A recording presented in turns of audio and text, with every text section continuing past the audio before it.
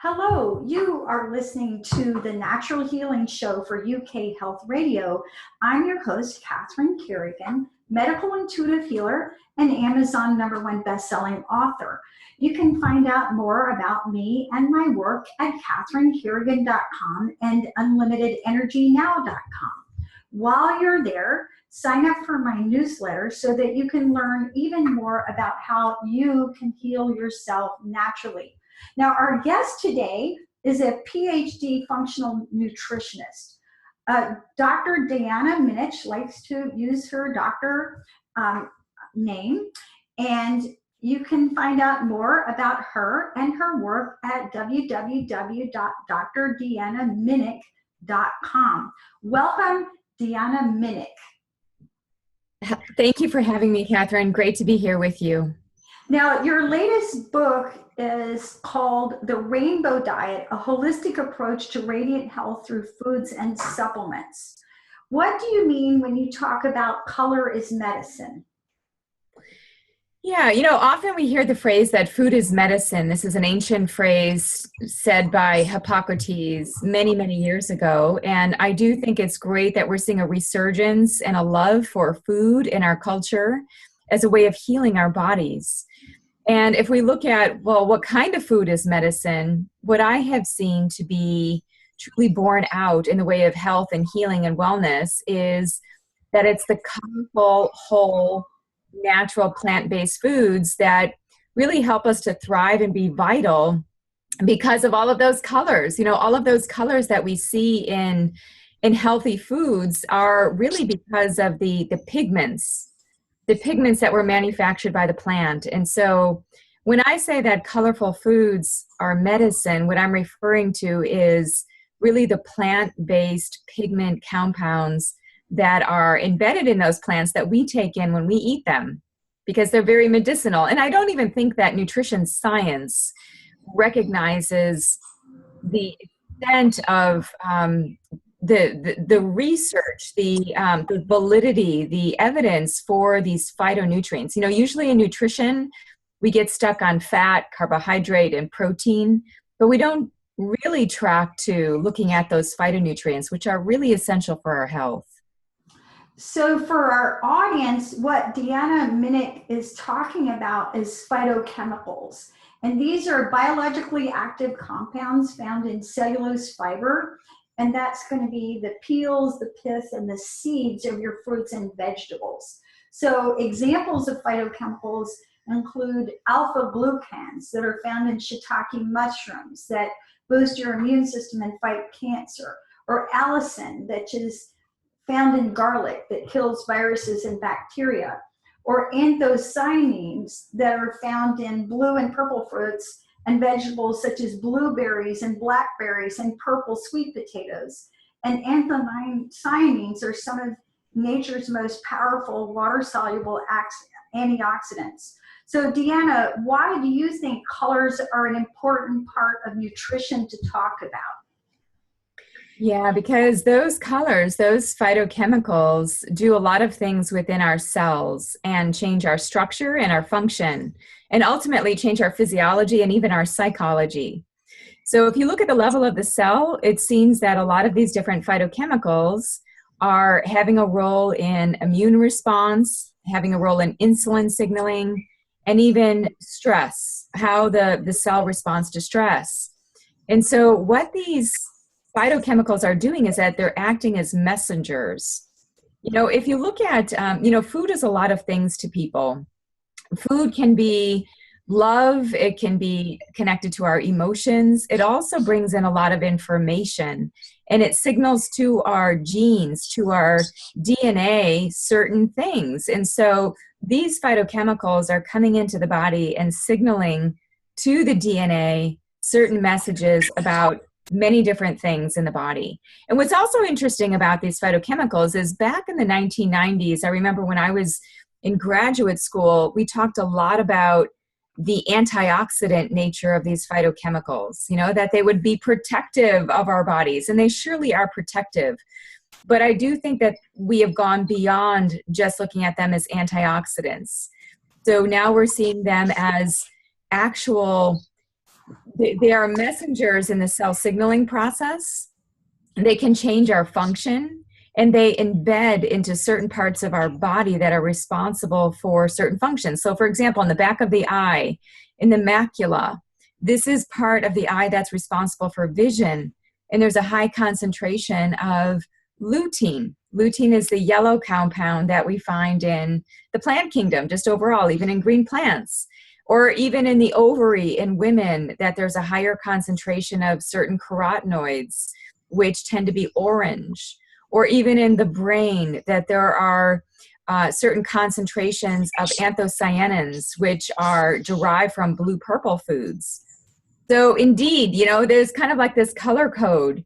And in fact, much of what I teach is really based on this color chart of all the different colors, what the colors mean, and then how those colors translate into foods, and then those foods translating into our body systems. So that is essentially what the Rainbow Diet, my last book, is about, is really seeing the connection between color, food, and our bodies, and looking at that as a message of health. Now, what exactly is the Rainbow Diet? If you were going to explain to somebody and somebody said, hey, I want to be on the Rainbow Diet, what is that? First of all, everybody can be on the Rainbow Diet. It's not like keto, it's not like paleo, it's not like being a vegan. There aren't a lot of restrictions, only a lot of inclusions. And so the inclusions are color, lots of color, creativity, bringing back the art of eating, and variety. Those are the three concepts that I hold true within the Rainbow Diet book. So if you're eating lots of color, and I mean the whole natural color, not the artificial colors, so making sure that we're getting the colors on a daily basis, that we go deeper into the variety of each color, and that we have fun in the expression and the flow of the eating experience, and really are in tune with our bodies and bringing the whole self together. I think that much of nutrition and a lot of diet books are very prescriptive, and they tell us what to eat on what day and how much. And what I'm doing in the Rainbow Diet is providing a guidebook. It's more of a manual for asking yourself questions about your eating relationship, or even the foods that draw you. Every chapter of the book is connected to the color, and then that color has a theme. And so you can do the quiz. There's a quiz at the beginning of the book. You can figure out, what color might I be deficient in? Maybe I'm deficient in red. Maybe I need more orange. Maybe I have too much yellow in my life.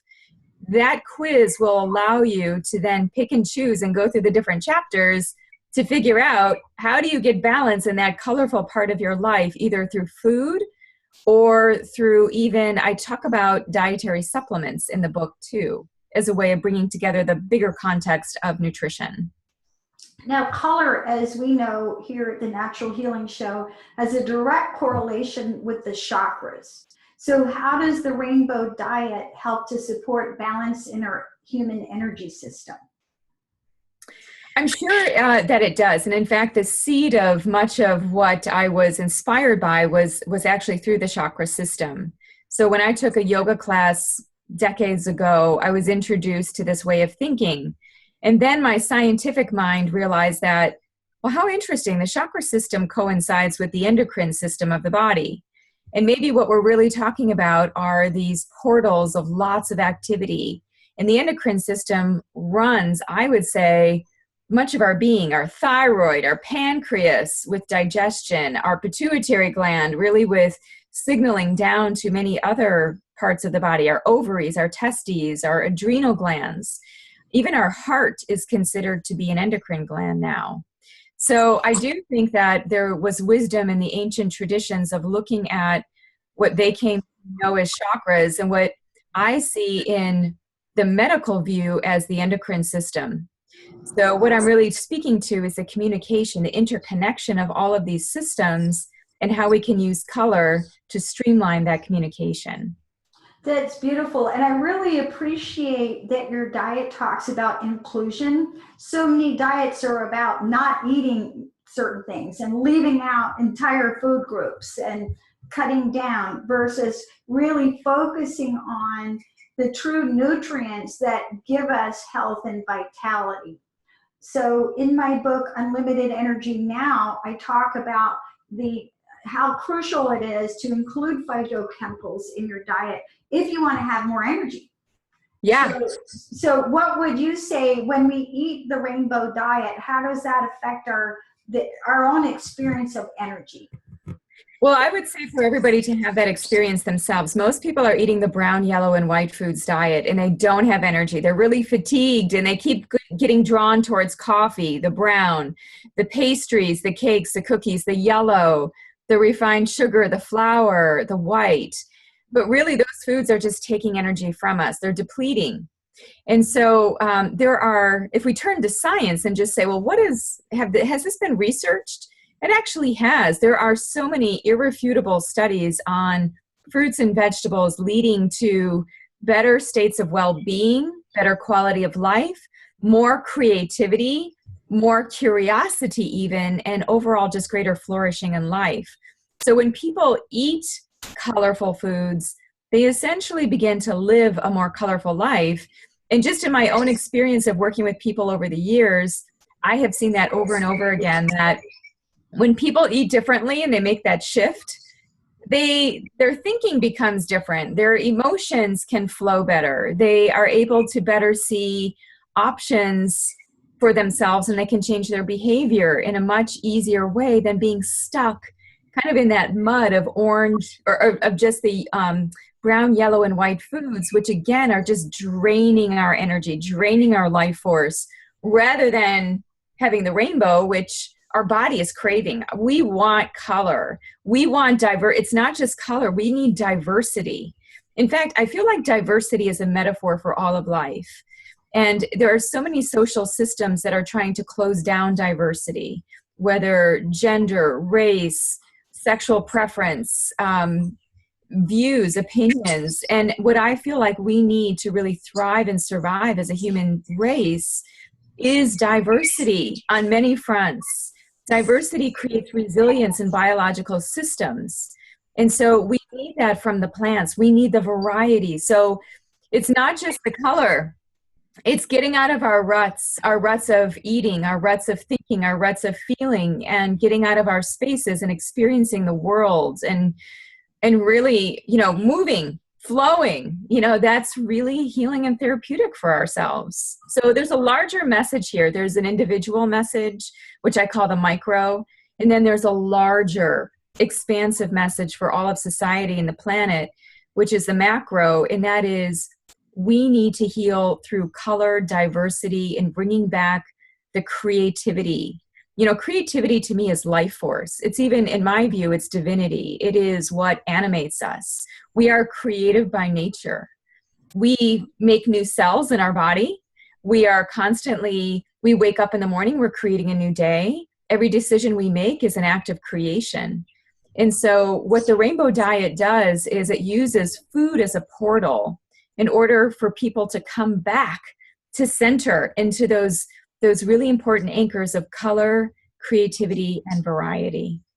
That's a beautiful message. Now, I know, Deanna, that one of the standard recommendations is to include 5 to 7 servings of fruits and vegetables in our diet. So we hear this on an ongoing basis, people who hear about nutrition, and a serving is 1 cup raw or half a cup cooked, roughly. So when people follow your rainbow diet, how many servings of fruits and vegetables do you recommend they include in their daily eating? Yeah, I do like that magic number of 7. Although I know for some people who maybe not be eating a lot, that 7 might be like, wow, that's a lot of food. So what I try to do is focus not on the number, but on the quality. So if you say to me, I'm only eating this amount of foods, well, then how many of those are colorful? I just want us all to be looking at our plates as a palette, like an artist's palette.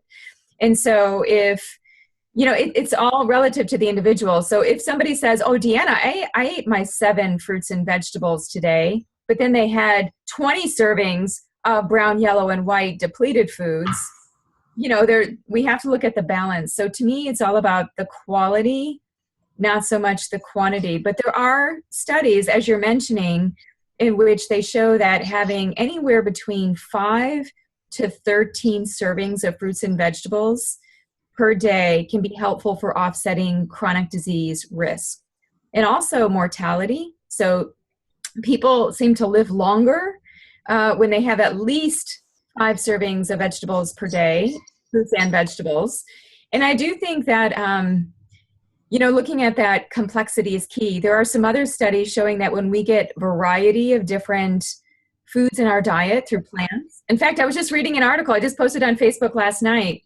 There was a study that just came out in May 2018. It was the American Gut Group. And they found that when people have 30 unique foods, plant foods per week, that they fare much better off than people that have only had 10 or less unique plant foods per week in terms of their gut microbiome, in terms of helping with gene expression for, just resilience. And it's, so I think if we can encourage ourselves to make small steps, we don't have to make big leaps. If we're at 3 servings, the average American is at about 3.8 servings of fruits and vegetables combined. And that's a pretty expansive category because that can include iceberg lettuce and French fries and tomato ketchup. So what we're really trying to do is just shift that needle a little bit more towards maybe the 5 to 7, if that can fit for most people. And, Catherine, I think that this fits for children. It's not just a unifying message overall for any dietary regimen. It's also for any age, any gender, there's no restriction on color here. So I can talk with a 4-year-old about making a rainbow smoothie as much as I can talk with a 40-year-old, and I can talk with an 80-year-old about making a rainbow smoothie. So I think it's a message that's across the board. Just it can really connect us in that eating experience. Now, on a practical basis, let's talk about how our audience can implement this. Sure. And, one of the things I'm always encouraging people to do is to drink juices in or smoothies. And of course, health nuts will argue about which is healthier, juices or smoothies. And the truth is, the correct answer is smoothies, because the fiber and the pith and the seeds is what actually contains these phytochemicals. So Deanna, how do you recommend that we get these 7 to 13 servings of fruits and vegetables in our diet? Yeah, and to start, first do an inventory. First know, what are you eating? Most people can't even remember what they had for breakfast if you ask them at lunch.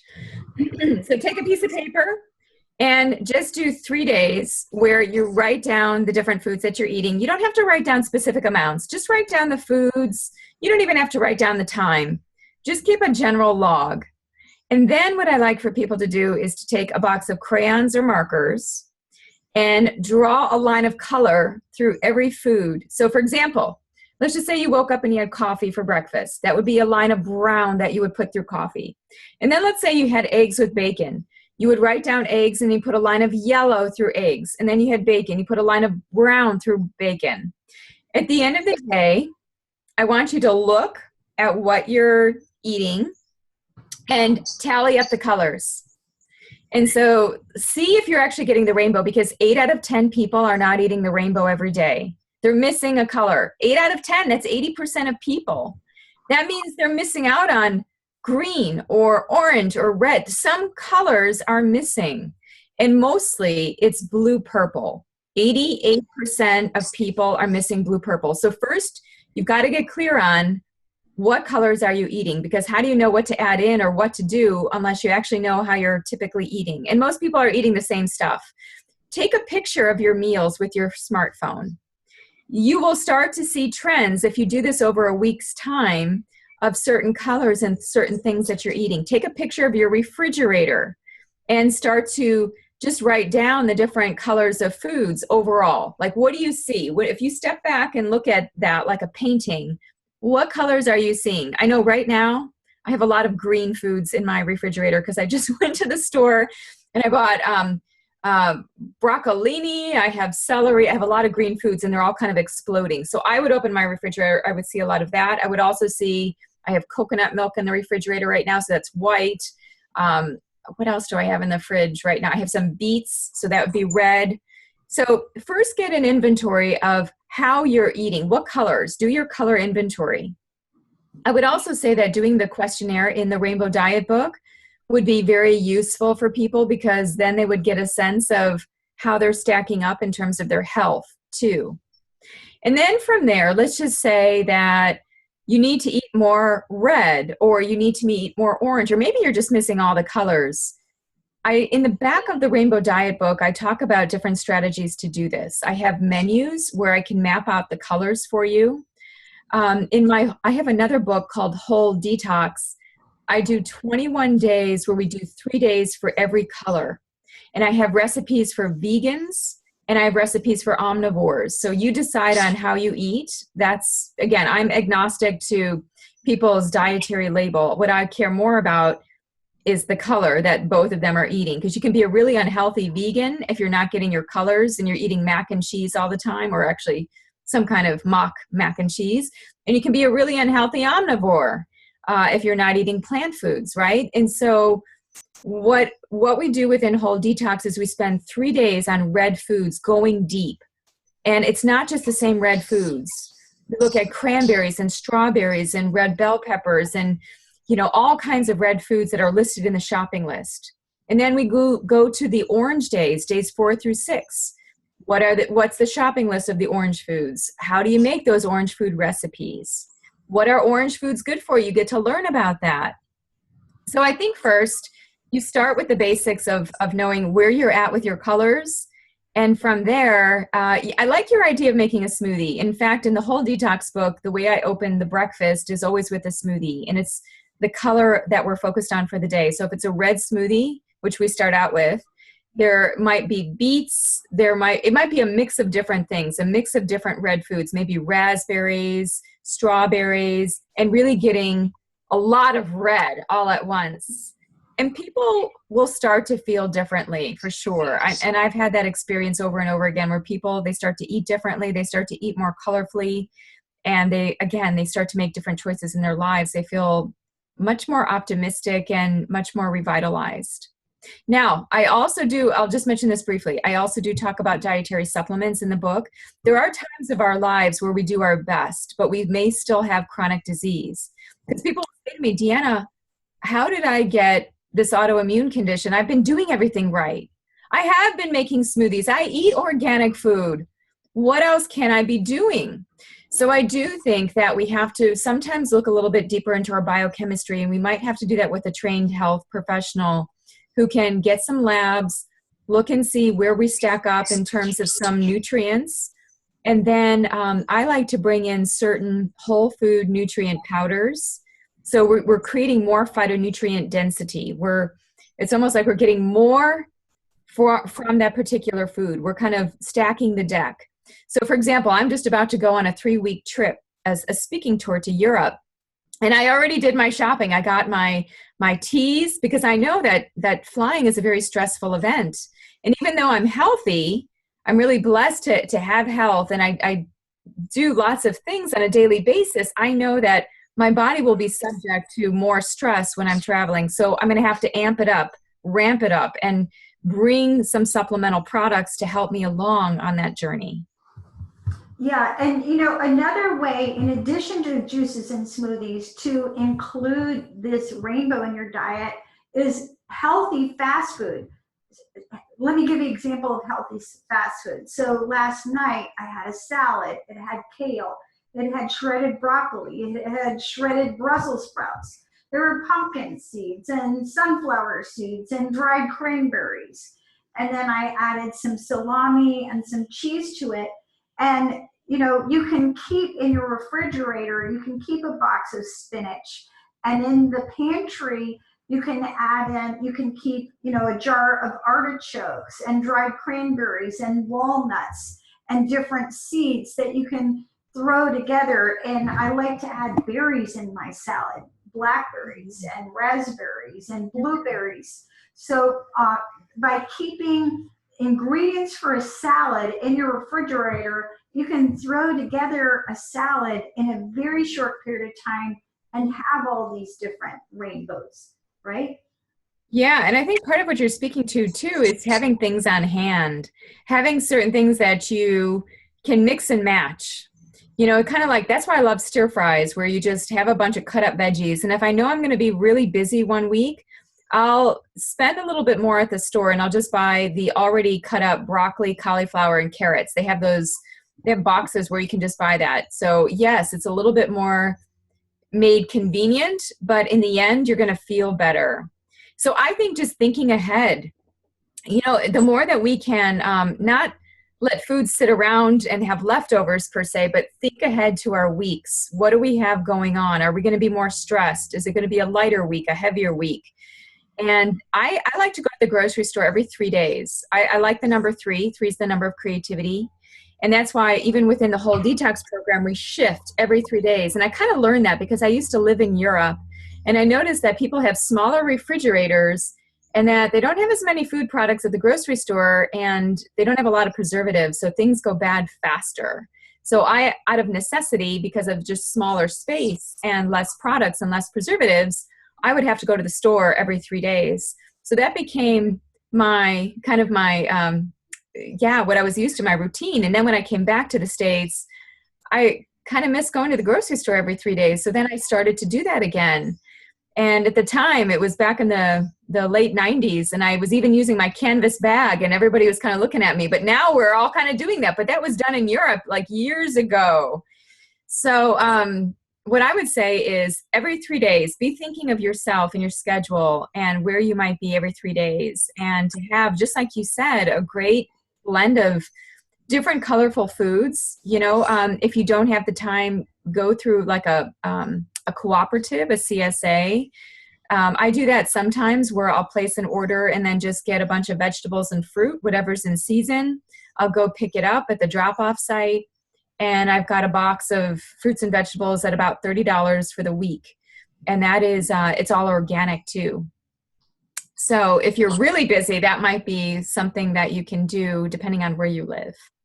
Now, Deanna Minich, author of The Rainbow Diet, one of the things that I really truly love about your approach is it talks about what to do, not so much, you know, don't do this and don't do that. And because when we focus on what not to do and all the stuff that we're supposed to avoid, we can develop an unhealthy relationship with food. And I feel in my work as a medical intuitive, I feel that most people who have challenges with their weight and who struggle with obesity, I think part of what's going on is that they do not have a healthy relationship with food. So how does your rainbow diet help people heal their relationship with food? You know, I'm a previous emotional eater, binge eater, overeater as well. And so I come from that place. There was a lot of restriction when I was growing up. I was raised by a police officer in Chicago, and also I went to Catholic school. There was just lots of, you know, do this, not that. And, you know, there were rules and lots of rules, and, you know, we would get grounded lots. And, you know, so anyway, out of my whole process, one of the things that has been helpful for me is to bring back the fun, art, and creativity of eating. I think what had happened was, you know, I kind of went overboard in my own eating, and then I went to go and study nutrition for years on end, hoping that I could figure out my relationship with food. And I became very intellectual about my eating. It was kind of like, well, no, I can't have this amount. You know, I went the other way. Instead of being very emotional, I became very intellectual. And I felt after a certain point that I needed to get out of my head, that eating is not a heady experience. And many of us, in fact, the people that I tend to see jump from diet to diet, it's almost like the SOS, the shiny object syndrome. It's kind of like, well, that didn't help me after 4 days, and I didn't lose this amount of weight, so I'm going to move to this diet. Maybe this one will work. And I feel like we're looking so much on the outside, not really paying attention to the inside. And that's really where the gems are. You know, what really ultimately came forward for me, so I can only speak from my own personal path, was that eventually I had to balance the intellect with my intuition. And the intuition is much more of a bodily sense, a much more of a knowing and experiential sense of okay, I know that every time I eat dairy, I wake up coughing at 4 in the morning. So probably dairy is not a good thing for me. And that actually does happen to me. And that's like an intuitive, like, okay, I'm noticing a pattern with myself. And, you know, my body's letting me know my body's not my enemy. It's my greatest messenger. And so I need to pay attention to those things. Like, okay, why am I waking up coughing at 4? So it's like, yeah, let's move back from that. I don't really want to wake up and break my sleep if I eat dairy. So to me, I feel like it has to be right brain, left brain. We really need to embrace not just the rigor of logic and books and information.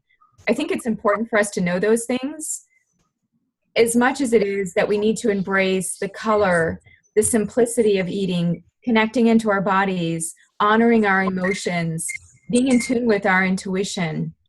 I think that when both of those two things come together, it's like the perfect marriage. Because I also think that when people are very emotional and intuitive, there's also kind of the groundedness that the intellect can provide as a way of provide. It's almost like having a dialogue, you know, it's like the best of many different spheres that we all contain. And it's not like one of us contains one more than the other. We're all intuitive. We all have some degree of intellectual capacity or some ability to hold information. And so we put those two things together into a dance.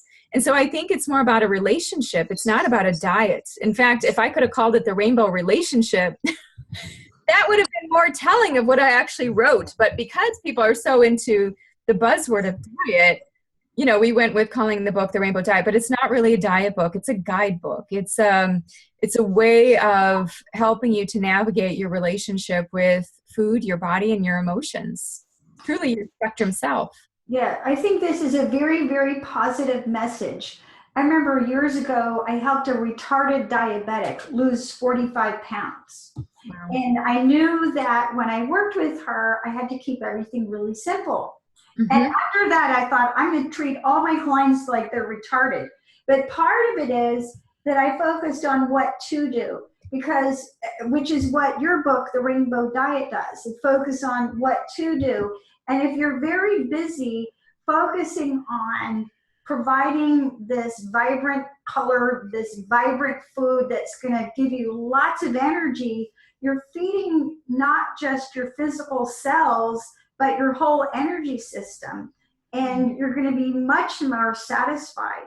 And I think that what I find in my work as a medical intuitive healer, it all goes back to people's relationship with food. Because like you said, people are on the SOS diet, they're on the shiny object syndrome, they're on this diet or on that diet, and they haven't actually healed their fundamental relationship with food.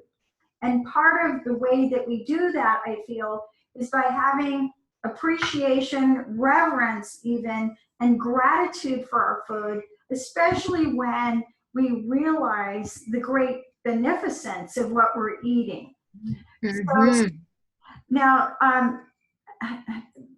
how do we know, Deanna, if we're actually eating enough plant foods? What are some of the signs that we can tell that we're getting enough fruits and vegetables? Yeah. Well, first of all, to have fruits and vegetables at every meal.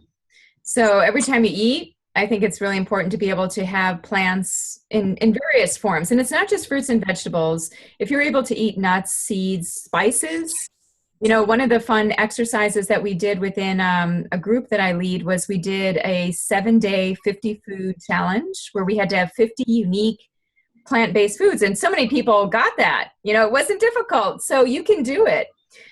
But you have to go with foods that are for you, right? And so going slow if you're not used to a lot of plant foods, because plant foods can, oftentimes they contain fiber. This can change the bowel pattern. And so making sure that you have adequate liquid and those kinds of things. So I do think that bringing in spices is a great means to bringing in more plant foods. And that's not, you're not even seeing the bulk. You're just tasting the results of that.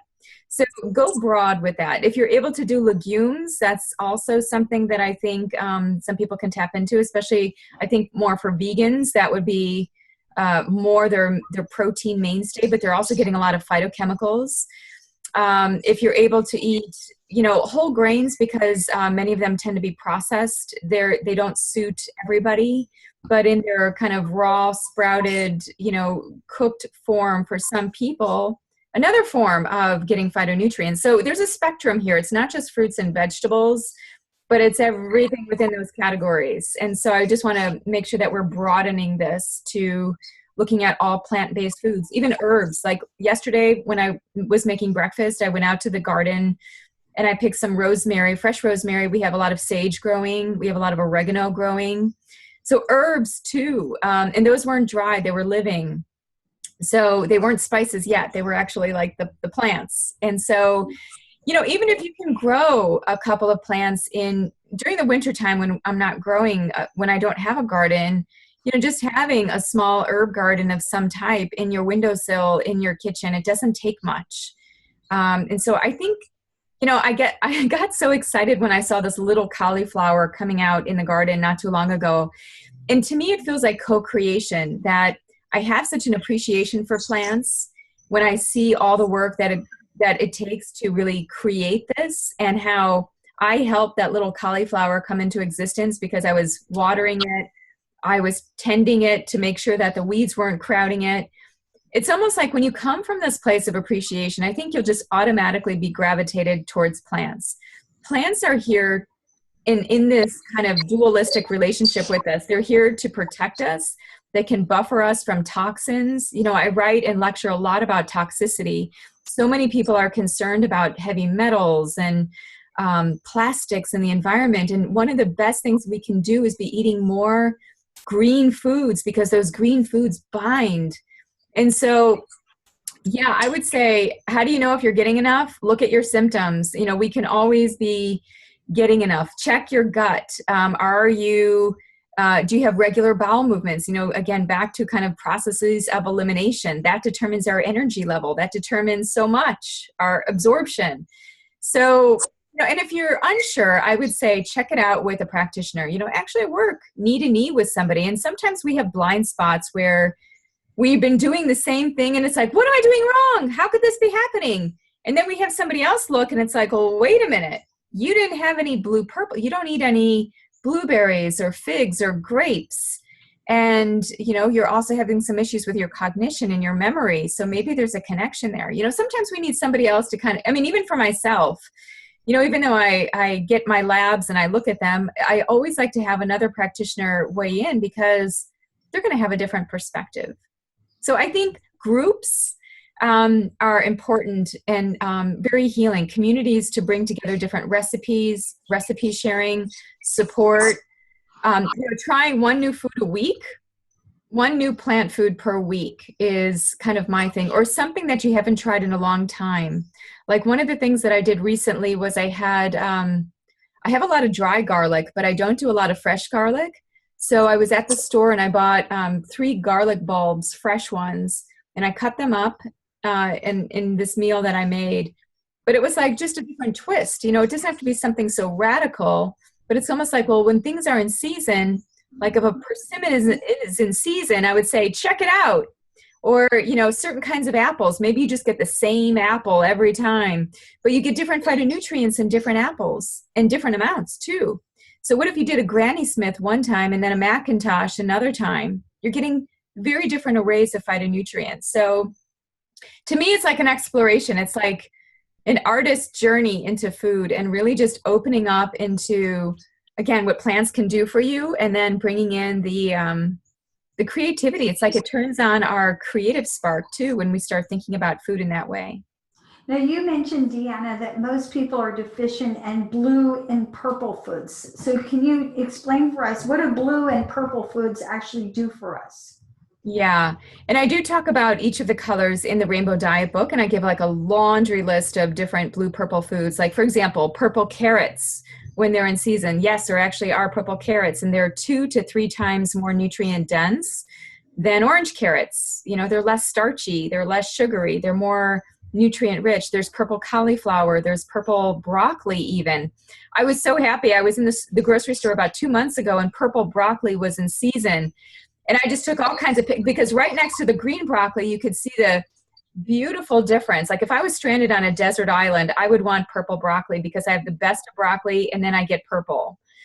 So purple foods are important because that purple color pigment is indicative of certain phytochemicals that can be helpful for learning, memory, and even mood. So essentially helping us with our brain function. So I would say definitely check out purple. There have even been some studies on purple Concord grape juice.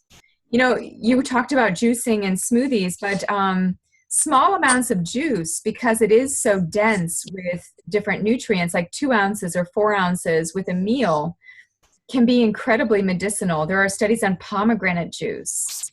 Small amounts, 50 milliliters, being very good for cardiometabolic health. So back to purple, these studies on purple grape juice showed improvements in certain degrees of cognitive ability as well as mood, even in children. So, you know, to me, it's like, you know, a soft drink or purple grape juice. Well, gosh, you know, to me, that's like a no-brainer. You know, definitely do the purple grape juice. That's such a, not only are you not adding anything negative, you're getting something positive in that experience. So yeah, purple is key. You mentioned pomegranate juice for heart health. I know that the research shows, I think 2 ounces of pomegranate juice every day will, for a year, will clean out your arteries by about 30%. So simple things, not even a lot. Now, what about orange foods? How are orange foods healthy for us? Yeah, I'm kind of in the orange mood lately. I've been really connected to orange. I usually get into these color kind of thing, and usually indicative of what I'm wearing. Orange is all about creativity, fertility, and the reproductive tract. So in the Rainbow Diet, I talk about how orange, which correlate to the plant compounds called carotenoids, typically like beta carotene, which makes carrots orange. You know, I didn't realize this going through all of my nutrition study, but as I started going deeper into the research on all these colored compounds, I found that they did certain things in our body. And one of the things that beta carotene and a lot of these orange compounds did was they help in fertility. Either they help in ovulation, the ovulatory process in women, making them fertile, or they can help men in reducing the oxidative stress of sperm. So sperm are only as good as they are viable. And so oftentimes they are degraded or they're not formed right. But the carotenoids from, you know, a lot of these orange colors can help be very protective for the sperm and the viability. So to me, it's just interesting, you know, orange is not just for the reproductive system, although I have found that there is this correlation. We can use orange throughout our bodies, throughout the skin. You know, anywhere we have fat is where a lot of these orange compounds would collect. So we find some of these orange compounds just right under the skin layer with a fatty layer. And that's why when people eat a lot of orange colored foods, like my mom, when I was growing up, she ate a lot of carrots and she drank a lot of carrot juice. And the palms of her hand and the soles of her feet turned orange. I remember we were laughing at her. So, you know, these things collect in the body unless we're using them quickly. So yeah, orange is reproductive health, fertility. And, you know, you look at the color orange, it's a playful color. It's a warm color. It's an enlivening color. And for many years, I took it out of my wardrobe. I wouldn't wear orange. I didn't feel like, you know, not every color looks great on us. And so I kind of pushed orange back because I'm like, oh, it's just too much. It's too much. And I started painting in orange. It was like it had to come out somewhere. And then I had to paint one of the rooms in my house a very bright orange. Like I couldn't avoid it. It's like I still needed to get the energy of orange. So each of these colors is really important. And I would say if you have ask yourself, do you have a favorite color? You know, my favorite color, I just know straight away, it's always been emerald green. I love emerald green. Ever since I was small, I loved even my niece. When I asked her, before she could talk, I was trying to communicate and said, what's your favorite color? And I had her point. She could point to the color, even though she couldn't say it. She pointed to purple. And even to this day, she loves wearing purple clothes. Everything is purple. Her room is purple now. So each of us, I think, constitutionally have a color that we connect with. And then I think conditionally throughout our lives, different colors are coming forward as kind of messengers and healing us in different ways. And I do think we have the rainbow in all of us. It's not like we are a color.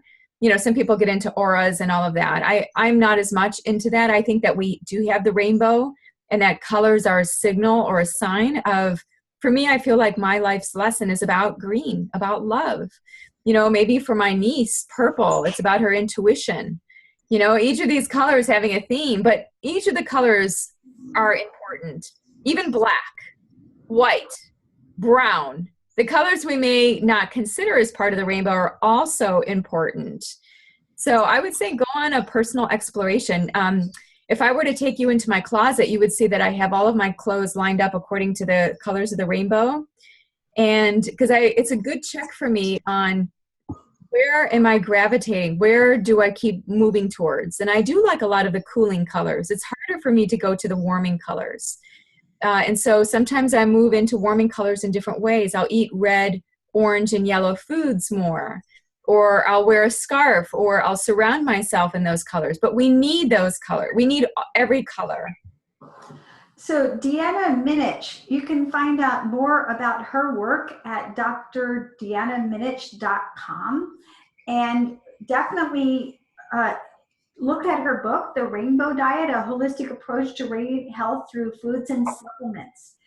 You've been listening to the Natural Healing Show for UK Health Radio. I'm your host, Catherine Carrigan. You can find out more about me and my work at catherinecarrigan.com and unlimitedenergynow.com. While you're there, sign up for my newsletter. And remember, when you include all colors of the rainbow in your diet, you're going to be healthy, have tons of energy, and achieve your ideal size naturally. Thanks so much for listening. We'll see you next time.